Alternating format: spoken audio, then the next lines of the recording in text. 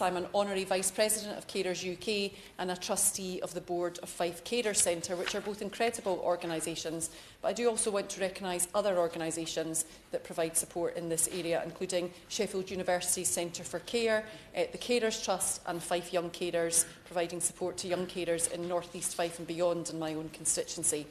But unpaid care is part of almost all our lives, whether we recognise it or not, and I'm no exception to this. And when I started campaigning for the Liberal Democrats and then became an MP under the leadership of my right honourable friend, the member for Kingston and Surbiton, himself a carer and prominent activist. In fact, I think once I almost described him as my carer. But anyway, that became truly involved with the fight for rights for unpaid carers. As a newish backbench MP, it was an incredible opportunity. And it was fun and quite exciting too to be able to pass a law through the private member's bill that became the Carers Leave Act. But looking back now, what I remember most is the amazing people that I met in North East Fife and up and down the country during that time. Just a handful of the 5.8 million unpaid carers, impressive in their resilience, humour, love and thoughtfulness. But I was also moved by what was behind that resilience and humour, the tiredness, the strain, the financial difficulties and the constant worry of thinking about someone else.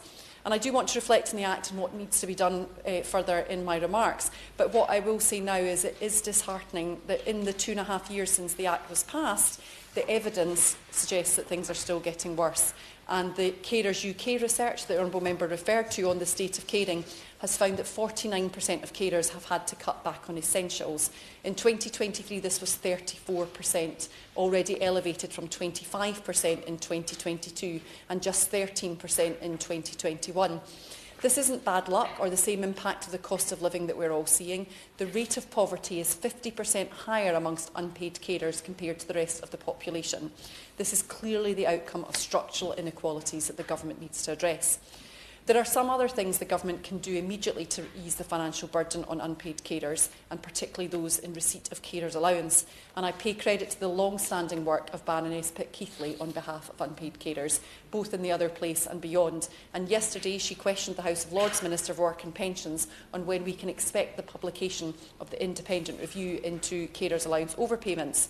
And I would be most grateful for some further detail from the Minister and colleagues in DWP, other than the response of by the end of the year, given that we're only 4 weeks until the House rises for Christmas recess.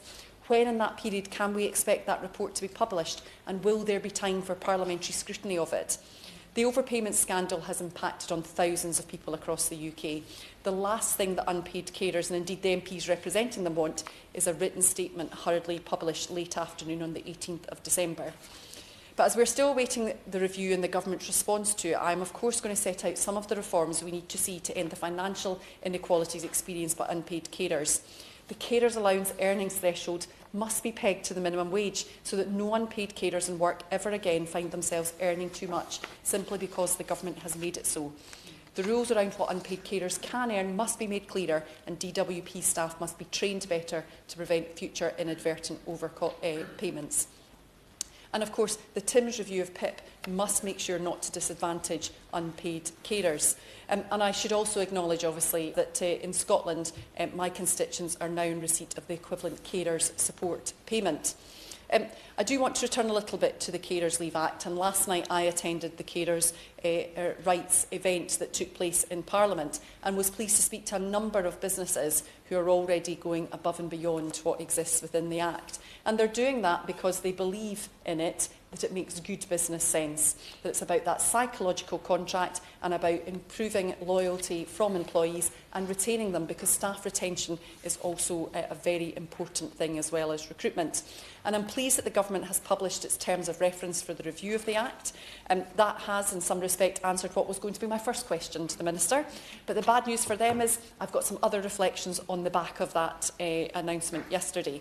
The terms of reference, as published yesterday, gives a timeline for evidence gathering which started over a year ago in autumn 2024. That's quite a lot of time for the government to have been doing Engagement Commission research before coming to Parliament or even announcing the review and what it aims to achieve. Can the Minister in his remarks provide an update as to what the evidence and engagement has been secured to date? And it sets out a formal public consultation of 10 to 12 weeks to seek views. I know unpaid carers and the networks that represent them and the organisations offering support will want to respond. But I would say that most of these structures are manned and run by volunteers or paid staff who are already stretched. And we know that unpaid carers have more than enough to deal with on a day-to-day basis already, and often feel guilty about the admin that is involved in their lives. So has the government considered whether the 10-week consultation period is going to be long enough, and what steps are they going to take to reach and engage on the ground? But as to the findings of the review, I have my suspicions, as I've raised them with the government before, that in terms of the current Act as it stands, not enough businesses were made aware of the new right. I fear not enough businesses trained their managers, HR teams and employees about it, and I fear that the government gave insufficient information to employers and businesses about their obligations, and that without adequate communications, not enough unpaid carers knew to see themselves as carers or that they were entitled to the support. If it's going to be a paid right, if that's the direction of travel, we need to get better at those things. And I just want to say, in the words government will understand, I do firmly believe that paid carers leave supports the growth agenda and will help the economy. Now, one of the things I've loved about joining the board of Fife Carers is seeing the impact on the local organisation and volunteers, and the centre was shortlisted as a finalist for providing outstanding carer service at this year's inaugural Carers Awards, something for an organisation that started with just one part-time worker 30 years ago. And the nomination recognised the value of the support they provide, whether that's their hospital carer self-care kits or indeed their carer support groups. And I had the pleasure of attending one in Leven recently, and all I will say is they were not backwards at coming forwards about the changes they want to see. Whether you're working or caring full-time, you will inevitably be exhausted. And the State of Caring report says that 74% of carers felt stressed or anxious, and that 42% said their physical health had declined.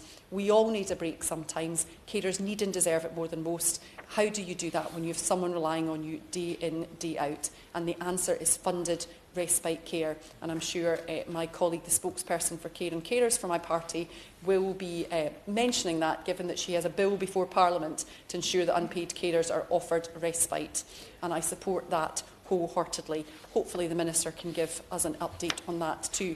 I'm conscious of time, I will end my remarks there, but yes, these inequalities exist, and we have a responsibility here in this place to address them. Thank you.